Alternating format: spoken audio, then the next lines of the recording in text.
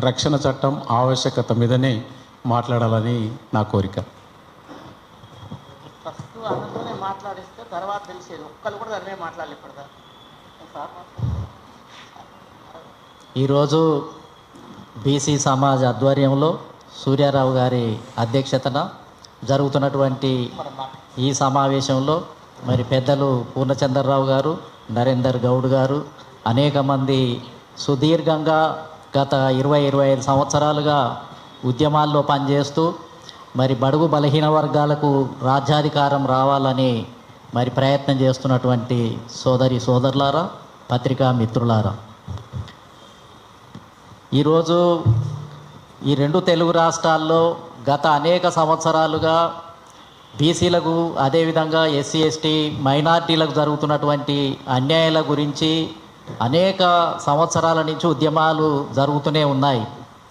అంతకుముందు కొండా లక్ష్మణ్ బాబూజీ దగ్గర నుంచి మొదలు పెడితే తర్వాత కాన్షీరామ్ గారు బీఎస్పీని ఈ రాష్ట్రంలో ప్రారంభించి ఇప్పుడు చెప్పిన లెక్కలన్నీ చెప్పటం జరిగింది. చిరంజీవులు గారు చెప్పినటువంటి లెక్కలే అవుతున్నాయో, కాన్షీరామ్ గారు వచ్చినప్పుడే దేశంలో బీసీలకు ఎంత అన్యాయం జరిగింది అనేది ఎన్నో కరపత్రాలు, లక్షల కరపత్రాలు, మండల్ కమిషన్ ఎందుకు కావాలి, మురళీధర్రావు కమిషన్ ఎందుకు కావాలి, బీసీలు ఏ పరిస్థితుల్లో ఉన్నారు, ఐఏఎస్లు ఎంత ఉన్నారు, నేను ఆ తర్వాత 10-15 పుస్తకాలు ఈ అన్యాయం గురించే పుస్తకాలన్నీ రాయటము, కరపత్రాలు పంచటము, లక్షల కరపత్రాలు తీసి మీటింగులలో చెప్పుకుంటూ పోయాము. మొత్తం మండలం కూడా తిరుక్కుంటూ పోయాము.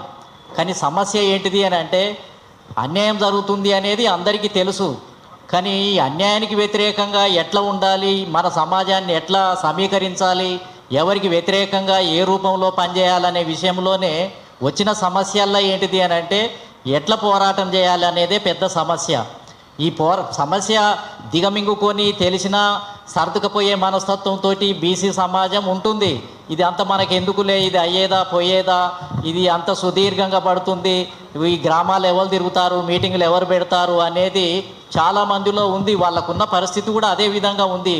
వాళ్ళకున్నటువంటి సంసార పరిస్థితులు, ఆర్థిక పరిస్థితులు కూడా ఆ విధంగా ఉన్నాయి. ఒక్కొక్క చట్టం వచ్చినా ఈ దేశంలో ఏ చట్టమైనా, ఇప్పుడు రాజ్యాంగంలో బీసీలకు చాలా క్లాజులు ఉన్నాయి, ఆర్టికల్స్ ఉన్నాయి, రాష్ట్రాలలో కూడా ఆర్టికల్స్ ఉన్నాయి, క్లాజెస్ ఉన్నాయి.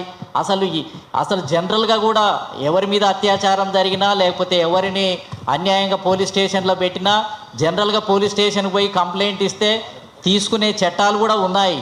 కానీ బడుగు బలహీన వర్గాలకు ఈ చట్టాల విషయంలో వచ్చినప్పుడు పోలీస్ స్టేషన్లు కానీ, ఇతర పాలక వర్గాలు కానీ, ఎమ్మెల్యేలు కానీ, ఎంపీలు కానీ, మంత్రులు కానీ నిర్లక్ష్యంగా ఉంటారు, పట్టిపట్టనట్టుగా ఉంటారు.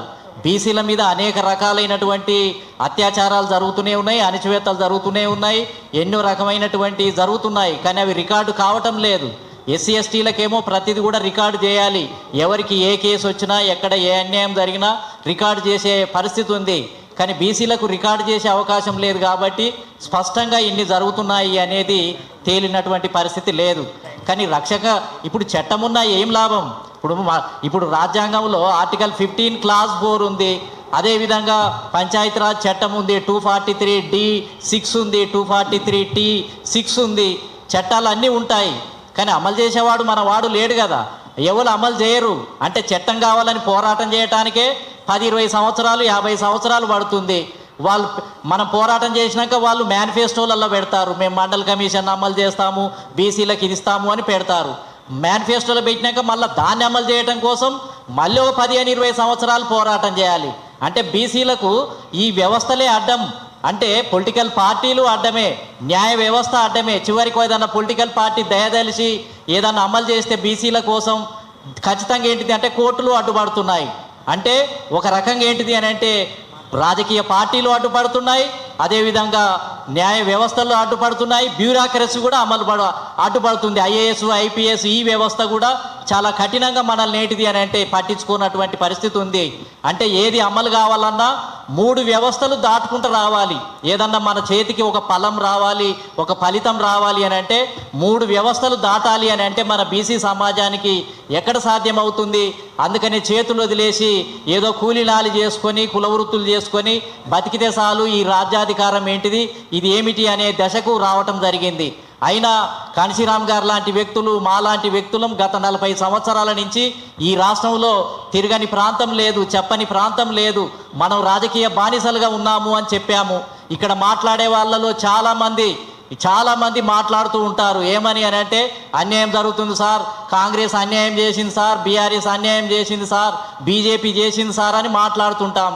కానీ చాలామంది ఏంటిది అని అంటే వాళ్ళనే మళ్ళీ వాళ్ళ దగ్గరనే తిరుగుతుంటారు, వాళ్ళకే ఓట్లేయమని చెప్తుంటారు. అన్యాయం చేస్తుందని వాళ్ళే స్టేట్మెంట్లు ఇస్తారు, మళ్ళీ వాళ్ళ చుట్టే తిరిగి కండోలు కప్పుకొని మళ్ళీ వాళ్ళకే ఎలక్షన్లు రాగానే ఒక్కొక్కసారి ఒక్కొక్క పార్టీకి ఓట్లేస్తూ ఉంటారు.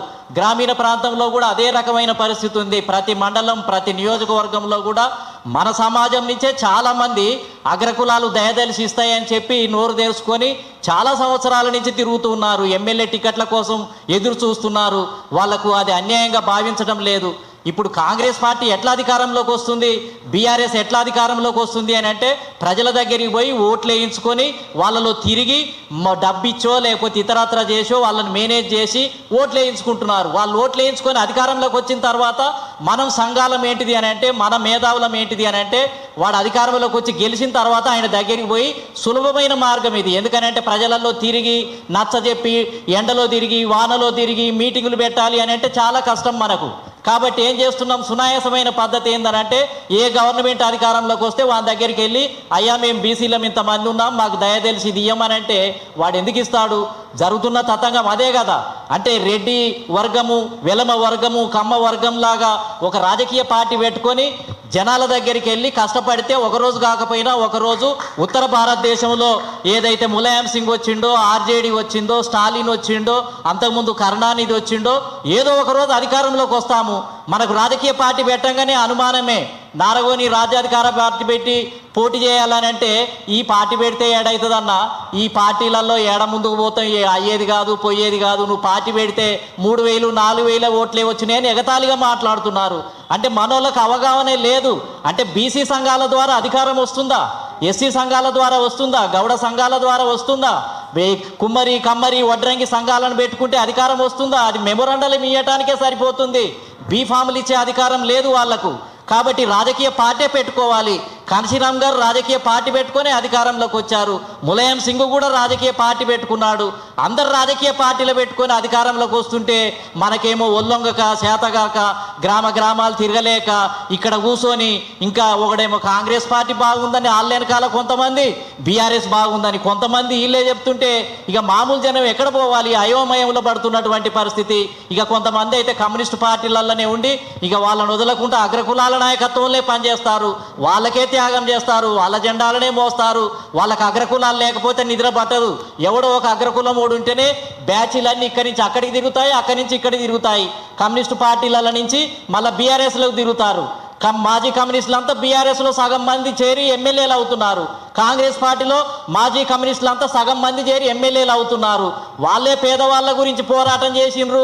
వాళ్ళు ఏమైనా బీఎస్పీలో చేరతారేమో, రాజ్యాధికార పార్టీలో చేరతారేమో, మన పక్షాన ఏమైనా నిలబడతారేమో అని అనుకుంటే ఆ నక్సలైట్ పార్టీలలో పనిచేసి వచ్చి మాజీ కమ్యూనిస్టుగా మారిన వాళ్ళందరూ కాంగ్రెస్ వెనకాల బీఆర్ఎస్ వెనకాల చేరుతున్నారు. ఇక అంత మంచి ఆ రకంగా పరిస్థితి ఉంటే ఇంకా ఎవరికి చెప్తాం మనం? ఇదంతా తెలిసి కూడా, ఇవన్నీ తెలుసు అయినా చేస్తూ ఉన్నాం. వాళ్ళ చుట్టూ తిరుగుతున్నాం, ఇవ్వరని కూడా తెలుసు. ఇవన్నీ ఎందుకు చేస్తున్నాం? బీసీ సంఘాల వల్ల ఏమి కాదని కూడా తెలుసు. 50-60 సంవత్సరాల నుంచి తిరుగుతున్నా ఏమీ లభించలేదని కూడా తెలుసు. అయినా ఎందుకు తిరుగుతున్నాం కంటే ఒక అడిక్షన్, ఒక వ్యామోహం. ధైర్యం లేదు, చీమునెత్తురు లేదు, ఓట్లు వేసుకుందామని లేదు, పార్టీ పెట్టుకుందామని లేదు. తిరిగేటోళ్ళని చూసి ఈ నారగోని 40 ఏళ్ళ నుంచి తిరుగుతున్నాడే, ఆయన ఎన్నడు గెలిచిండు? 5,000 ఓట్లే వచ్చినాయి కదా, 2,000 ఓట్లే వచ్చినాయి కదా అని నన్ను చులకనగా మాట్లాడుతున్నటువంటి వాళ్ళు ఉన్నారు. సులభమైన మార్గంతో ఏదో కొంత ఇస్తే తీసుకుంటుంటే నారగోని సారు అసలు ఏదో కొంత కాంగ్రెస్ పార్టీ ఇస్తానంటుంటే బర్రె గొర్రె ఆయన వద్దని అంటున్నాడు, తిడుతున్నాడు. మేము పోయి ఏదో తీసుకొస్తామని బతిలాడుతుంటే ఆ ఇచ్చేదాన్ని కూడా రాకుండా చేస్తున్నాడు అని ఈ రకంగా మాట్లాడుతున్నారు. కాబట్టి ఏ చట్టం ఉన్నా అది రాత వరకే. దాన్ని అమలు చేయాలంటే 3 వ్యవస్థలు దాటాలి. మనం రాజ్యాధికారం మన చేతుల్లో ఉంటేనే, మన ముఖ్యమంత్రి అయితేనే మన ఫలితాలు వస్తాయి. కాబట్టి చట్టాలకు రక్షణ ఉంటుంది. కాబట్టి ముందు రోడ్డు మీద పడదాం, రోడ్డు మీద పడి మన జనాన్ని లిబరేట్ చేసి ఓట్లు వేయించుకుంటే పోలింగ్ బూత్లో మార్పు వస్తుంది, చట్టానికి రక్షణ వస్తుంది తప్ప వేరే షార్ట్ కట్ మెథడ్స్ ఏమీ లేవు. కూర్చొని ఊరికనే మాట్లాడుకొని వెళ్ళిపోతే దానివల్ల ఉపయోగం లేదు అని చెప్పి తెలియజేస్తూ నాకు ఈ అవకాశం ఇచ్చిన మీ అందరికీ కూడా కృతజ్ఞతలు తెలియజేస్తూ సెలవు తీసుకుంటున్నాను. జై పూలే, జై భీమ్, జై భారత్.